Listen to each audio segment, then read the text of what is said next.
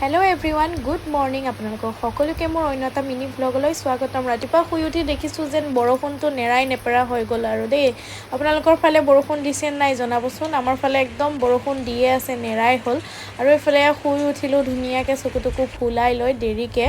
আৰু এইফালে গা পা ধুই আহি ফ্ৰেছ হৈ ল'লোঁ, পূজা পাঠ কৰি ল'লোঁ। তাৰপিছত এইফালে আহিলোঁ আকৌ পাকঘৰলৈ।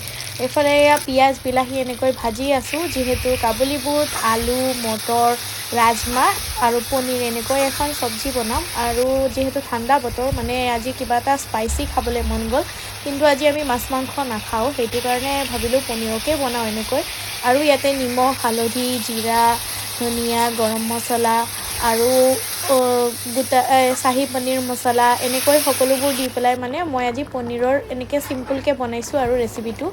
আৰু এইফালে এয়া মই পোলাও বনাই আছোঁ দেই। মানে পোলাওটো আজি এনেকৈ বনাইছোঁ, মানে বাচন্তি পোলাও বেংগলী ষ্টাইলত। আৰু এইফালে এয়া মোৰ লাঞ্চৰ থালিখন ৰেডি হৈ গ'ল।